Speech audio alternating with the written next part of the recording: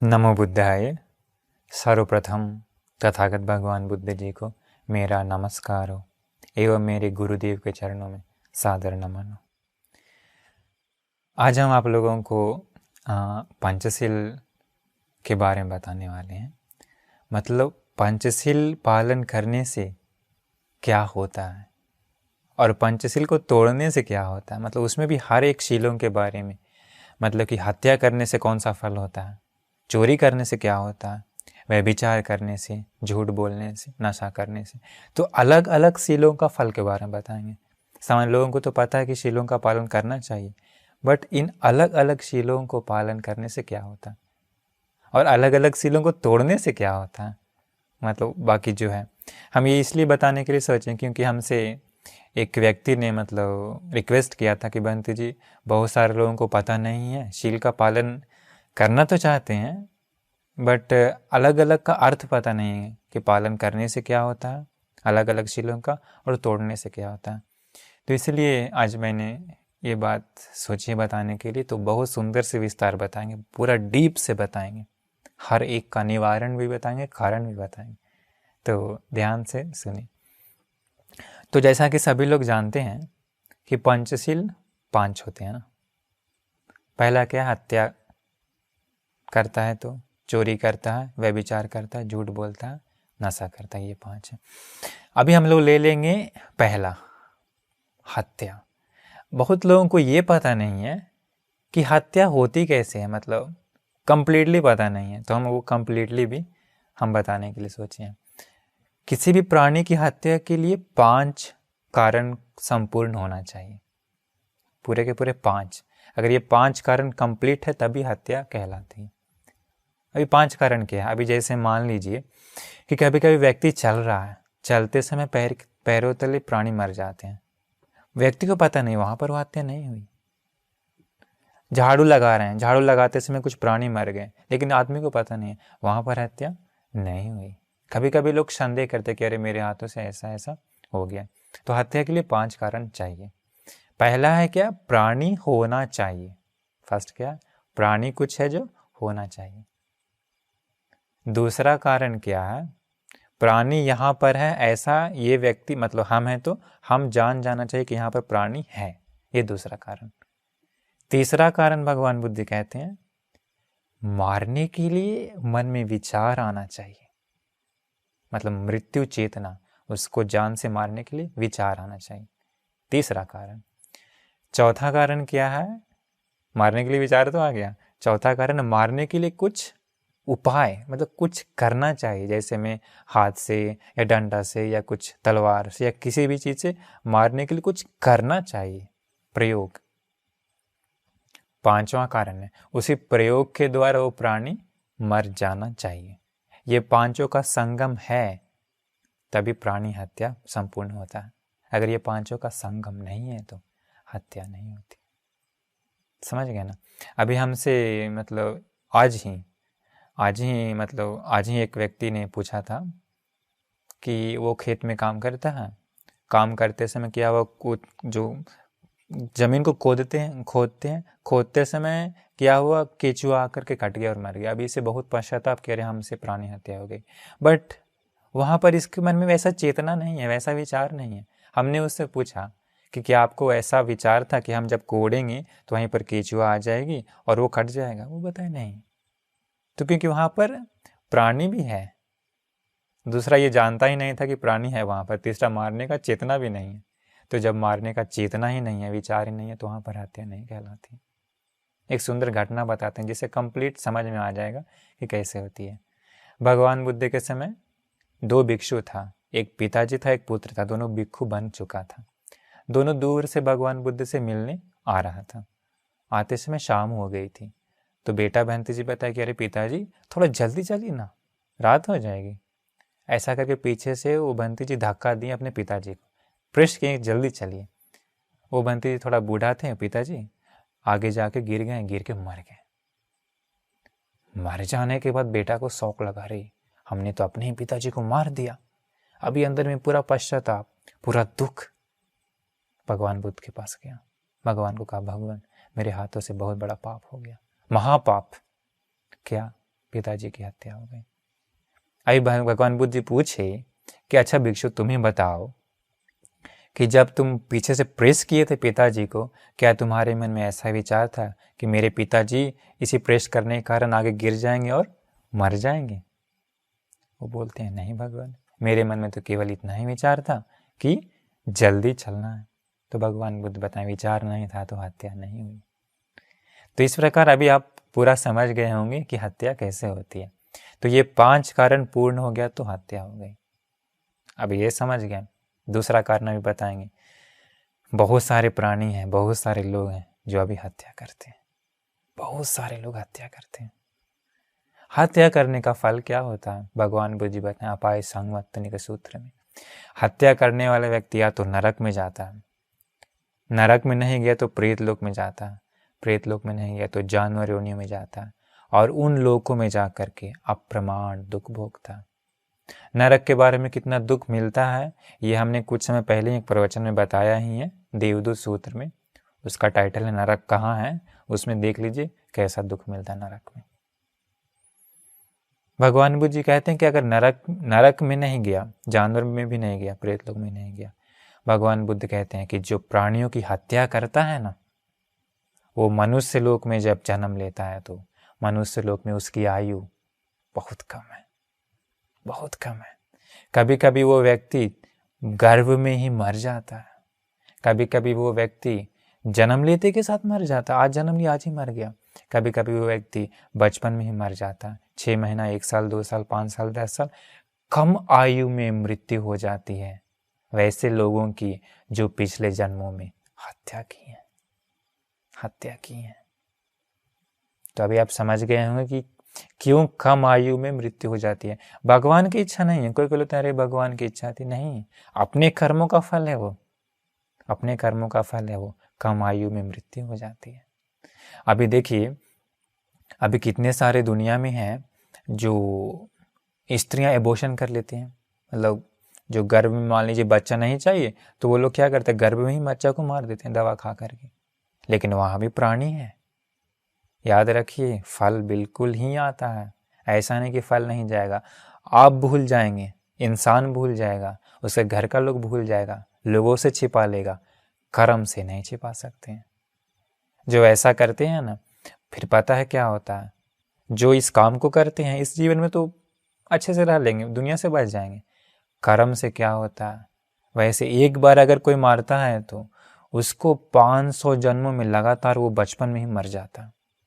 मतलब वो व्यक्ति मान लीजिए किसी के गर्भ में गया तो मनुष्य लोक में आने के लिए, गर्भ में आने के बाद उसका मृत्यु हो जाता है। कभी कभी जन्म लेते के साथ मृत्यु हो जाता है। एक जन्म नहीं, 500, 1000 ऐसे बहुत सब हजारों हजार जन्म में मृत्यु हो जाता है। हजारों जन्मों के बाद फिर कभी मौका मिलता वापस मनुष्य लोक में आने का। देखिए कितना खतरनाक है ये, कितना खतरनाक है। लोग अनजान रहते हैं, क्या कर सकते हैं, यही है संसार। कितने सारे लोग कर रहे हैं बट वो फल मिलता है, यही है संसार। बहुत खतरनाक है ये।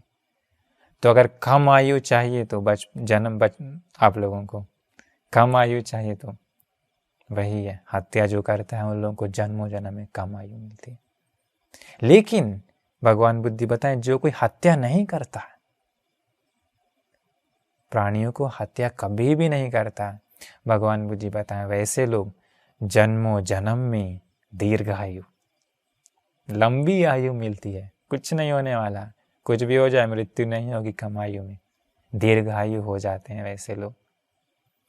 अभी मान लीजिए जैसे में पता चल गया किसी को कि इसकी आयु कम है, या लगता है कि अरे इसको बहुत बाधा है, दोष है, आयु कम है, तो एक उपाय बताते हैं उसका, प्रतिविरुद्ध कर्म। ऐसा लगता है कि आयु कम है तो उसे क्या करना चाहिए, प्राण दान देना चाहिए।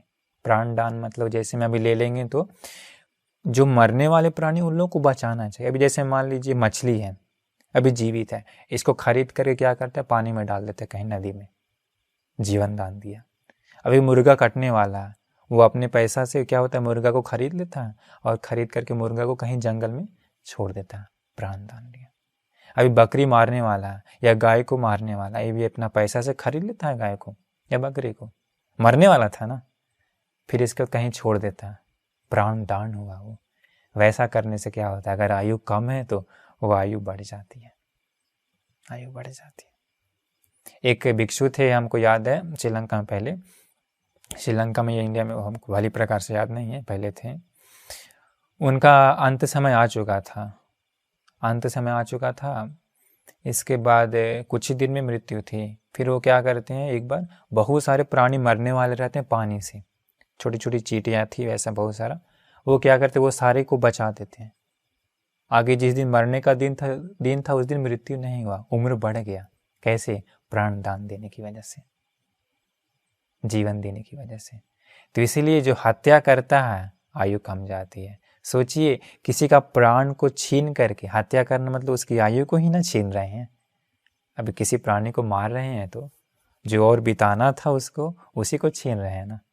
उसी को छीनने से क्या होता है, जन्म जन्म में खुद अल्पायु होता है, आयु नहीं मिलती है। यही है हत्या का खतरनाक फल। और एक है हिंसा। कोई हत्या तो नहीं करते, लेकिन हाथ से डंडा से खूब मारते हैं, कष्ट देते हैं शरीर को। इसका फल क्या होता है पता है? वैसा व्यक्ति जन्मों जन्म में बहुत बीमार पड़ेगा। मतलब पूरा दवाई से ही जिंदगी चलती है, बिना दवाई से नहीं। जैसे अभी दूसरों को मारने से क्या होता है, कष्ट होता है। कष्ट देने से क्या होता है, जन्मों जन्म में खुद बीमार पड़ जाता है। अगर जो कोई प्राणी, जो कोई व्यक्ति दूसरों की हिंसा नहीं करता है, तो हिंसा नहीं करने की वजह से वो जन्मों जन्म में बीमार नहीं पड़ता है। मतलब बीमार पड़ता है नहीं। ऐसे भी लोग देखे होंगे आप लोग, कोई कोई लोग होते हैं कि बहुत बीमार पड़ते हैं, कोई कोई लोग बहुत कम बीमार पड़ते हैं। रीज़न यही है, पिछले जन्म में बहुत हिंसा की है। तो अभी मान लीजिए जो बहुत बीमार पड़ते हैं उन लोगों के लिए भी हम एक उपाय बताते हैं। क्या? वैसा लोग क्या करना चाहिए, प्रतिविरुद्ध कर्म करना चाहिए। जो बीमार है उन लोगों को अपना पैसा से ट्रीटमेंट कराना चाहिए। जो बीमार है वैसे लोगों को दवाई खरीद करके देना चाहिए। वो कर्म से क्या होता है, खुद का कर्म कटता है, खुद का कर्म कटता है। ये था पहला हत्या का। हत्या करने से क्या होता है, हत्या नहीं करने से क्या होता है। अभी आते हैं दूसरा शील में। क्या है? चोरी। चोरी करने के लिए भी 5 चीज़ संपूर्ण होना चाहिए। पहला है, चोरी करने की वस्तु होनी चाहिए, कुछ भी वस्तु है। मान लीजिए कहीं पैसा रखा हुआ या कुछ भी, मतलब कुछ भी वस्तु समझ लीजिए। दूसरा है, चोरी करने की वस्तु है ऐसा जान जाना चाहिए कि यहाँ पर कोई सामान है। तीसरा, चोरी करने का विचार मन में आना चाहिए। चौथा, चोरी करने के लिए कुछ उपाय करना चाहिए। हाथ से उठा के लेके जाता है, या डंडा से, या किसी तरीके से, या भी ऑनलाइन इंटरनेट के जरिए भी लोग चोरी करते हैं। तो चोरी करने का कुछ क्रम, मतलब कुछ करना चाहिए। 5वां उससे चोरी हो जाना चाहिए। ये 5 क्रम पूर्ण हो गया तो चोरी संपूर्ण हो गया। अभी ऑनलाइन भी चोरी होता है, तो अभी ऑनलाइन भी कोई कोई चोरी करता है, तो वो भी चोरी में ही आता है। तो चोरी करने का फल भगवान बुद्ध जी बताएं, मरने के बाद वो व्यक्ति नरक में जाता, या तो फिर प्रेत लोक में जाता, या फिर जानवर योनि में जाता। भगवान बुद्ध जी बताएं, वैसा चोरी करने वाला व्यक्ति मनुष्य लोक में आता है तो पता है क्या होता है? भगवान बुद्ध जी बताएं, उन लोगों का धन दौलत चोरी हो जाता, धन दौलत चोरी हो जाता। या फिर क्या होता है, उन लोगों का धन दौलत आग से जल जाता है, या कभी कभी बाढ़ में पूरा बह जाता है, या क्या होता है, खो जाता है। वो चोरी करने का फल है। जैसे देखें ना कि किसी का मतलब कभी कभी उन लोगों का कुछ गलती नहीं होता है, मतलब कुछ भी गलती नहीं है उन लोगों का, लेकिन क्या होता है, उसके पूरे घर में आग लगी, सारे धन दौलत जल गए। या किसी का फसल होता है, पूरा का पूरा जल गया, ऐसा होता है ना। वो क्या होता है, पिछले जन्म में चोरी किया है तो उसी का फल से इस जन्म में या इसका धन चोरी हो जाता है, या आग से जल जाता है, या पानी में बह जाता। ये कर्म है, यही कर्म है। उसके विपरीत अगर चोरी नहीं किए हैं तो, चोरी नहीं किए हैं तो भगवान बुद्ध जी बताएं, चोरी नहीं किए हैं तो इस जन्म में क्या होता है, धन दौलत कभी भी आग से जलता नहीं है। चोर उसका चोरी नहीं करता, नष्ट नहीं होता है। कभी कभी देखे होंगे, सुने होंगे कि किसी किसी का एक ही जगह पर सब रखा हुआ रहता है, फसल या धन दौलत, उसका जल गया, इसका नहीं जला। बोलते हैं अरे वाह, भाग्य से इसका नहीं जला, ऐसा कहते हैं। वो भाग्य कैसे आता? पिछले जन्म में चोरी नहीं किया है तो उसका इस जीवन में किसी न किसी तरीके से बच ही जाता है। बाढ़ आता है, सब बहा के ले गया, लेकिन इसका बच जाता है। क्या है? पिछले जन्म में वो चोरी नहीं किया। ये कर्म बड़ा ही अद्भुत है, बहुत ही अद्भुत है। तो चोरी नहीं करके अगर वो दान दिया है तो, चोरी नहीं करके अगर वो दान दिया है तो बहुत, जितना हो सके इस जीवन में उस बहुत धन दौलत का स्वामी भी होता है, और प्लस में क्या होता है, वो धन दौलत नष्ट नहीं होता है। भगवान बुद्ध जी बताए हैं कि इस जीवन में जो कोई व्यक्ति जो दूसरों को कुछ देता है ना, वही पुण्य का फल केवल अगले जन्म में आ जाता है, और वही पुण्य का फल उसे अमीर बनाता है। मुझे एक घटना याद है कि ये बताते समय, अतीत में क्या था, एक दो सेठ था, एक के पास 40 करोड़ का धन था, एक के पास 60 करोड़ का धन था, और सब धन छिपा दिया था जमीन में, जमीन को कोड़ के, अतीत में सोना। कभी दान नहीं दिया वो लोग, पूरा धन के बारे में ही सोचते रहता था कि मेरे पास इतना धन है, मेरे पास इतना धन है, ऐसा सोचते रहता था। मृत्यु हुआ, धन के प्रति मोह था। मृत्यु के बाद पता क्या हुआ, एक उसी धन के पास चूहा बन गया और एक उसी धन के पास सांप बन गया। हम ये पहले प्रवचन में बता चुके हैं, हो सके तो सुन लीजिएगा। तो मतलब दान नहीं दिया और हमेशा धन के बारे में लोभ करते ही रह गया, कुछ हुआ, देखिए जानवर बन गया। तो इसीलिए जो चोरी करता है उसका धन दौलत नष्ट हो जाता है, जो चोरी नहीं करता है, दान देता है, तो जन्म जन्म में अमीर बनता है, धन दौलत होता है, और धन दौलत नष्ट नहीं होता है, किसी भी कारण से नष्ट नहीं होता। यही है फल। समझ गए होंगे। दूसरा भली बात है अच्छे से। तीसरा क्या है? तीसरा सील क्या है? व्यभिचार। व्यभिचार, व्यभिचार करते हैं। व्यभिचार मतलब कि अपनी पत्नी को छोड़ पराई स्त्री के पीछे जाते हैं, या कोई स्त्री है तो अपने पति को छोड़ पराये पुरुष से संबंध बनाती है। मतलब अपना पति पत्नी खुशी से रह सकता है, कुछ भी दिक्कत नहीं है, लेकिन जो कोई स्त्री पराये पुरुष के पास जाती है, तो कोई पुरुष पराई स्त्री के पास जाता है, तो वही है वहाँ पर व्यभिचार। बहुत सारे लोग व्यभिचार के बारे में पूरा नहीं जानते हैं, हम थोड़ा सा बता देंगे।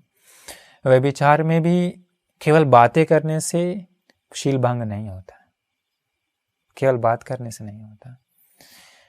वहाँ पर क्या है, कोई पुरुष है तो पराई स्त्री के साथ शारीरिक संबंध पूरा बढ़ना चाहिए, या कोई स्त्री है तो पुरुष के साथ शारीरिक संबंध होना चाहिए। मतलब शारीरिक रूप से कांटेक्ट में आ जाता है, तभी उसका शील भंग होता है। लेकिन मान लीजिए कोई स्त्री है, पराये पुरुष के बारे में गंदे गंदे विचार सोचती है या गंदे गंदे बातें करती है, तो वहाँ पर ये जो शील है व्यभिचार का पूरा भंग नहीं होता है, लेकिन वो डैमेज हो जाता है शील उसका। जैसे में मान लीजिए एक घड़ा है, वो घड़ा टूटा तो नहीं, लेकिन जगह जगह दरार पड़ गई, छेद हो गई। वैसा ही होता है, वो पूर्ण रूप से शील टूटता है अगर पराये स्त्री के साथ या पराये पुरुष के साथ शारीरिक संबंध बनाता है, तभी। तो ये भी जान करके रहना बहुत जरूरी है। तो इसीलिए व्यभिचार करने का फल क्या होता है? व्यभिचार करने का फल भगवान बुद्ध जी बताएं, या तो नरक में जाना पड़ता है, या प्रेत लोक में, या जानवर लोक में। अगर वे लोग मनुष्य लोक में आते हैं तो क्या होता है? भगवान बुद्ध जी बताएं, वैसे लोगों का शत्रु बहुत बढ़ जाता है। मतलब वैसे लोगों का शत्रु बहुत होते हैं, हर जगह जगह पर मोड़ मोड़ पर उन लोगों का शत्रु ही बनते जाता है, अकारण से, बिना कारण से। कारण क्या है? पिछले जन्मों में व्यभिचार किया। इसके बाद हमेशा शत्रु है तो हमेशा दुख से ही रहना पड़ता है, हमेशा दुख से ही रहना पड़ता है। और एक दिक्कत क्या है, व्यभिचार जो करता है तो उन लोगों का शादी जीवन कभी भी सक्सेस नहीं होता। मतलब शादी हो तो जाता है, पर पति पत्नी में खुशी से वो लोग जीवन नहीं बिता पाता, हमेशा झगड़े परेशानियां रहती ही रहती है। यही है व्यभिचार का फल। लेकिन भगवान बुद्ध जी कहते हैं कि जो व्यभिचार नहीं करता है, अपने पति से और पत्नी से खुश रहता है, खुश रह सकता है ना। अपने पति पत्नी से खुश रहने के कारण भगवान बुद्ध जी कहते हैं वो लोगों का जन्मों जन्म में, वो लोग मरने के बाद देवलोक में जाते हैं। और जो बताना भूल गए, हत्या नहीं करने वाले, चोरी नहीं करने वाले, मरने के बाद देवलोक में जाते हैं। मनुष्य लोक में वो लोग आते हैं तो जो व्यभिचार नहीं करते, उन लोगों का शत्रु नहीं होते, शत्रु मुक्त, दुश्मन मुक्त, कोई दुश्मन नहीं है। कितना अच्छा है ना वैसे लोगों का जीवन। शत्रु नहीं है तो वो व्यक्ति खुशी से जीवन बिता सकता है, खुशी से।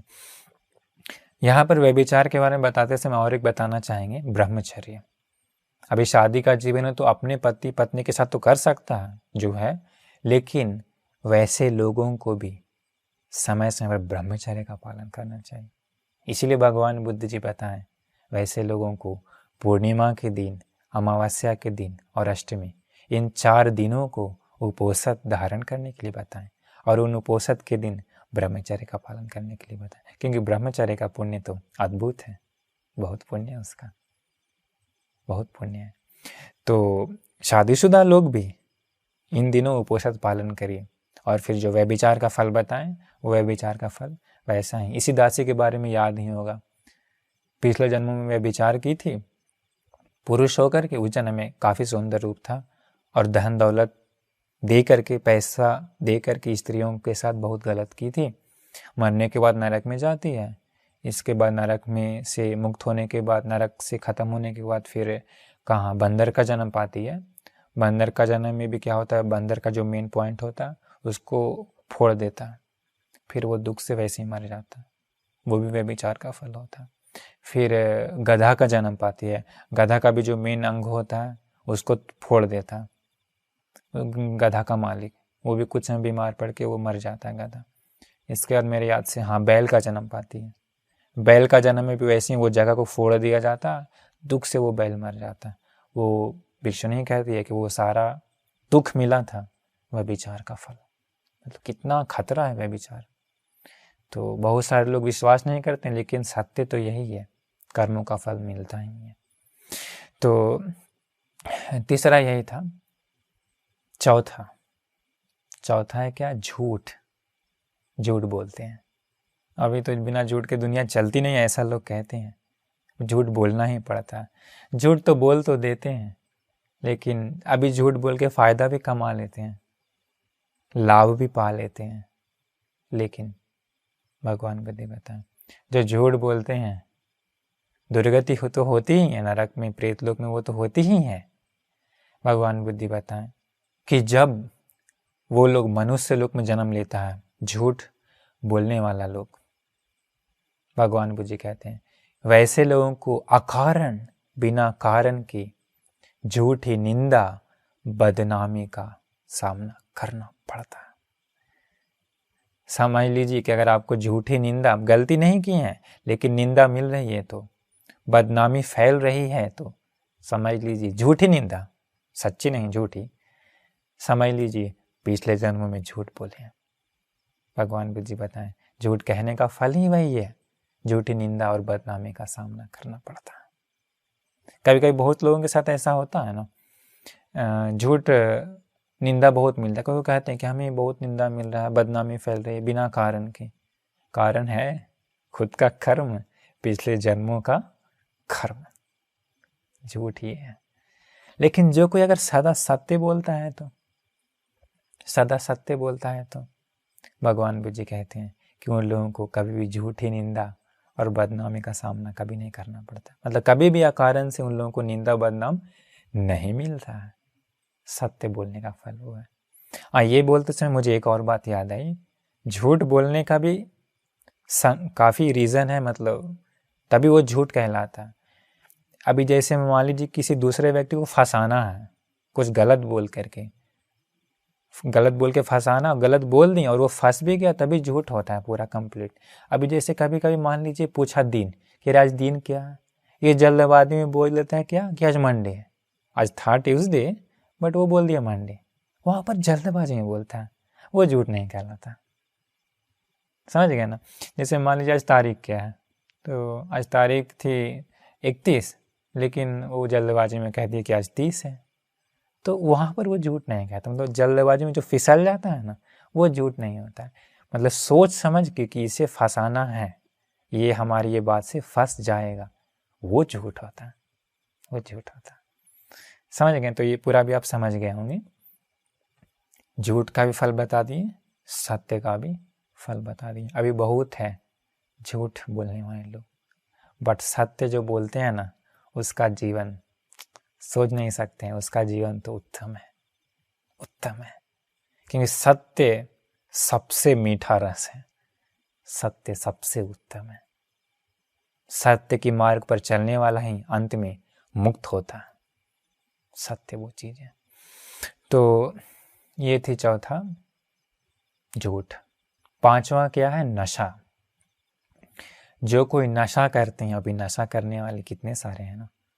नशा के बारे में तो जानते हैं, जो भी नशीली पदार्थ है वो सब नशा है। यहाँ से अंदर ले लिए, बस नशा कंप्लीट हो गया, शील भंग हो गया। नशा करने से क्या होता है? दुर्गति होती है, नरक जाना होता है, या प्रेत लोग या जानवर लोग। जब नशा करने वाले लोग मनुष्य लोक में आते हैं, पता है क्या होता है? पागल को देखें, नशा करने वाले लोग जन्मों जन्म में पागल बन जाते हैं। और क्या होता है नशा करने से? मनुष्य जन्म पा भी लिया तो पागल भी नहीं है तो उसका दिमाग काम नहीं करता। मतलब कहते हैं ना कि बुद्धू, कहते हैं ना मूर्ख, कहते हैं ना कि अरे इसके पास कोई टैलेंट नहीं है, कहते हैं ना कि इसका अंदर में दिमाग काम ही नहीं करता, कहते हैं ना कि इसे कुछ याद ही नहीं होता, कहते हैं ना कि मतलब इसको कुछ सोचने का शक्ति ही नहीं है, कहते हैं ना ऐसा। ये सारे रीज़न है नशा करने का।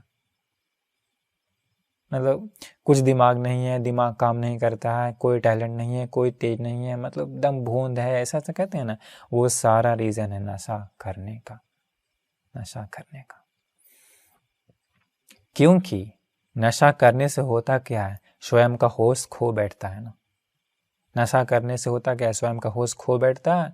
वो अपनी माँ को भी नहीं पहचानता, अपनी पत्नी को भी नहीं पहचानता, अपने बच्चों को भी नहीं पहचानता। नशा करने वाले व्यक्ति माँ को भी मारता है, पत्नी को भी मारता है, बच्चों को भी मारता है, गाली भी देता है। नशा करने वाले का होश खत्म होने से और क्या होता है?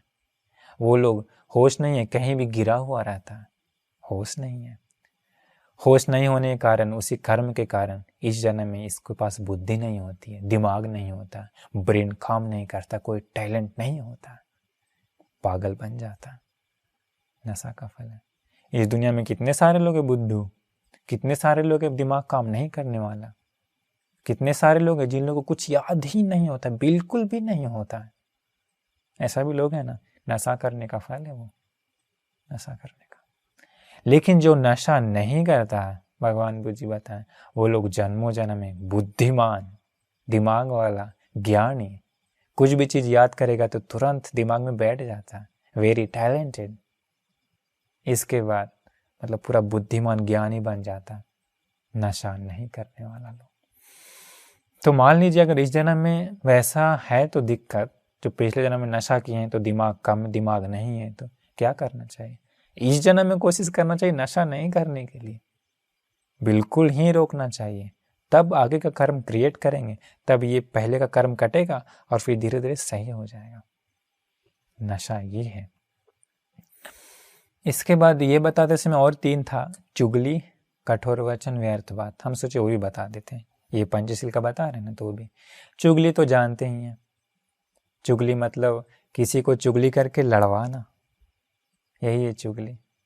भगवान बुद्ध जी कहते हैं कि जो चुगली करते हैं ना, उन लोग जन्मों जन्म में जब मनुष्य लोक में जन्म पाते हैं तो क्या होता है? उसके मित्रों में, परिवारों में भेद उत्पन्न हो जाता है। मतलब कि कभी कभी अच्छे मित्र होते हैं, लेकिन उसमें कहीं ना कहीं किसी न किसी कारण मित्रता टूट जाती है। कभी कभी अपने परिवारों में ही मित्रता टूट जाती है, अपने पति पत्नी में ही मित्रता टूट जाती है। मित्रता टूट जाने के बाद कितना दुख होता है ना। कभी कभी बिना कारण के मित्रता टूट जाती है, भेद उत्पन्न हो जाता है। रीजन है, अभी कारण नहीं है, कारण है खुद का कर्म। पिछले जन्म में चुगली किया है तो उसका सामना करना पड़ेगा। चुगली नहीं किया है तो क्या होता है? कभी भी चुगली नहीं करने वाला व्यक्ति इस जीवन में मनुष्य जन्म में पाने के बाद उसके मित्रों को कोई अलग नहीं कर सकता है, कोई ताकत नहीं। परिवार को कोई अलग नहीं कर सकता है, चाहे कोई कितना भी चुगली करने का ट्राई भी क्यों न कर ले। पिछले जन्म में चुगली नहीं किया है तो वो है चुगली का। और एक है कठोर वचन, ऐसी वाणी जिससे दूसरे के दिल को दर्द मिलता है। ऐसे भी लोग बोलते हैं ना, कठोर वाणी, कटु वाणी कहते हैं। उसका फल बताते हैं भगवान बुद्ध कहते हैं, वैसे लोगों को जन्मों जन्म में ऐसी वाणी ही कानों से सुनाई देती है जिस वाणी को वो पसंद नहीं करता है। मतलब हम जिस बात को सुनना नहीं चाहते हैं वैसे खराब खराब कटु कटु वाणी ही सुनने को मिलती है। कटु वाणी, दूसरों को कटु वाणी दे दिया, इस जीवन में कटु वाणी ही मिल जाता है। यही है कर्म।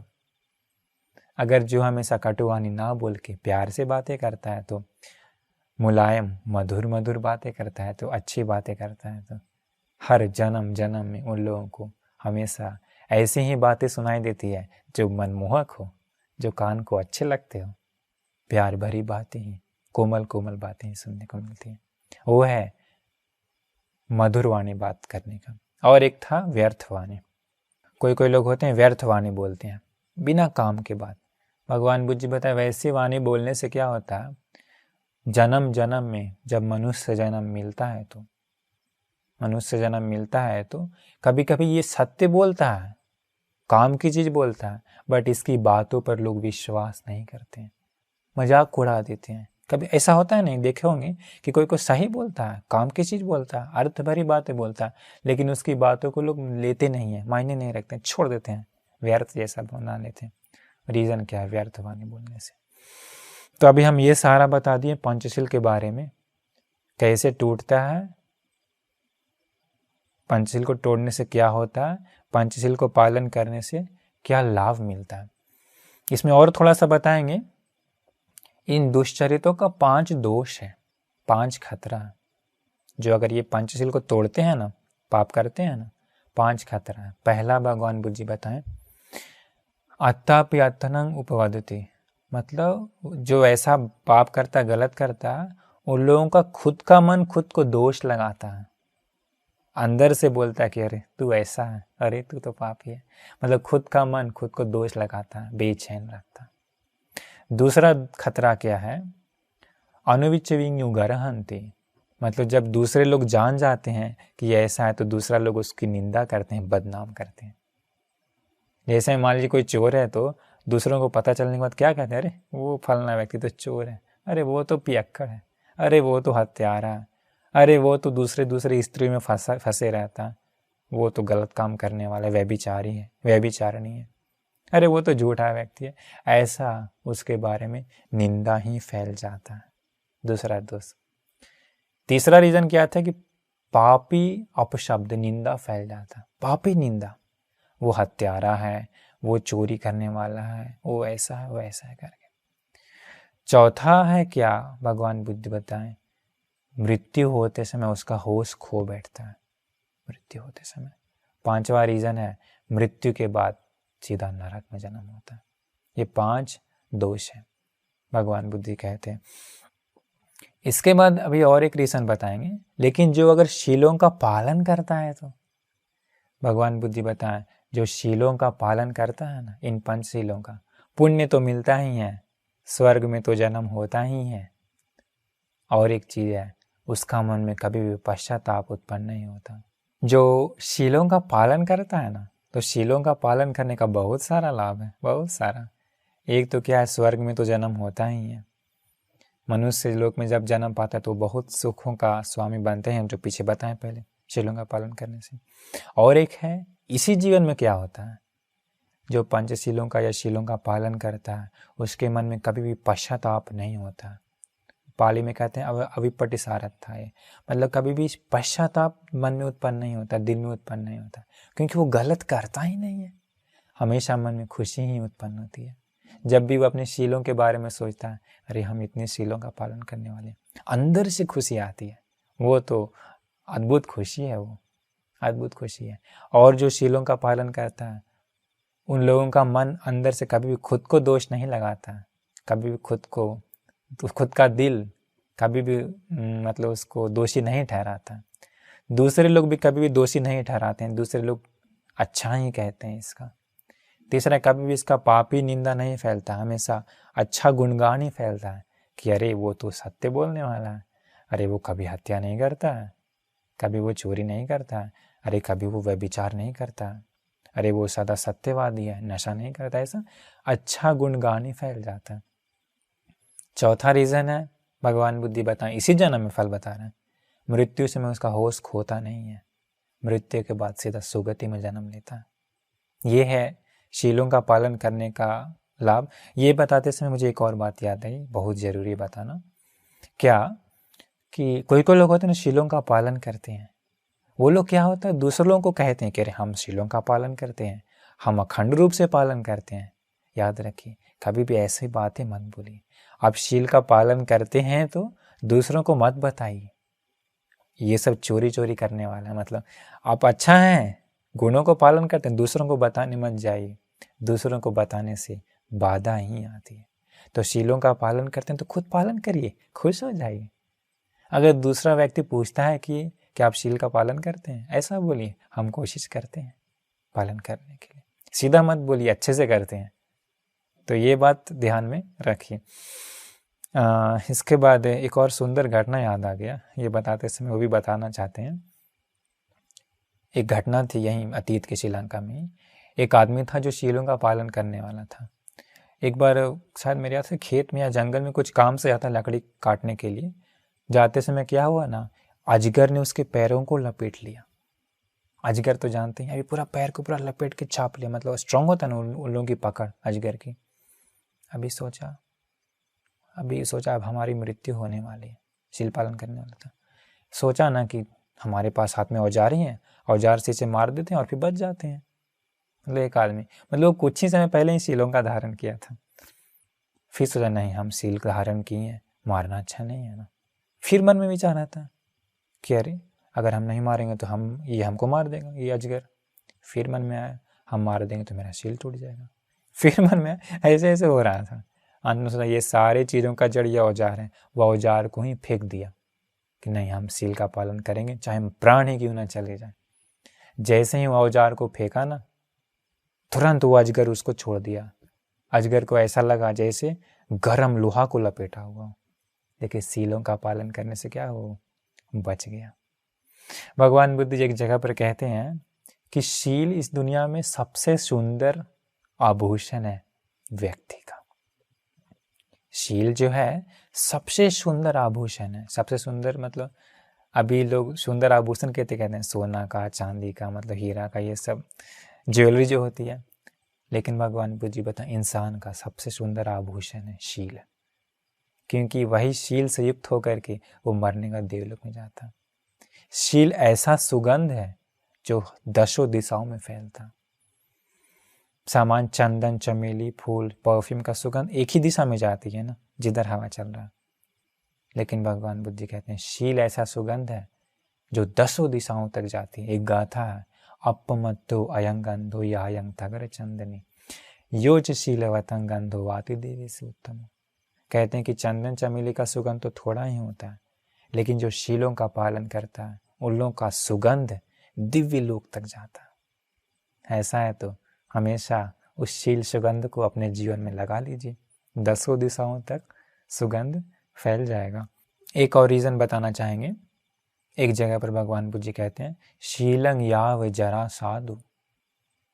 ये जो शील है वो बिल्कुल मृत्यु दम तक पालन करना चाहिए। अभी जो पता नहीं वो पंचशील ग्रहण करके मृत्यु दम तक पालन करना चाहिए, क्योंकि अगर ये शीलों का पालन करते हैं तो मरने के बाद खुशी खुशी मर सकते हैं। मरते समय खुशी खुशी मर सकते हैं कि अरे हमने जीवन में कोई गलत नहीं किया, और मृत्यु के बाद फिर देवलोक में जाने से उसे कोई नहीं रोक सकता, क्योंकि वो गलत किया ही नहीं है, पश्चाताप दिल में है ही नहीं, वो देवलोक में जाता है।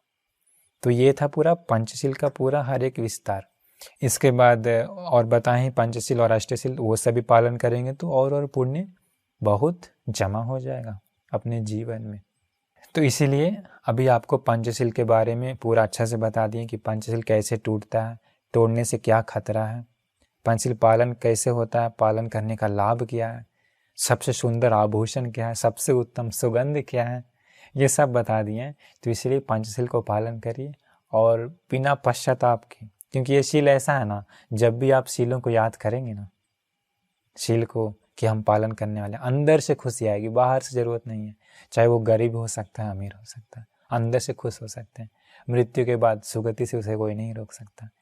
तो इसलिए हमेशा कोशिश करिए अखंड रूप से शीलों का पालन करते हुए एक सुंदर आभूषण को अपने जीवन में अपना करके, सबसे उत्तम सुगंध को अपने जीवन में लगा करके सभी दुखों से मुक्त होने का भाग्य सभी लोगों को मिल जाए।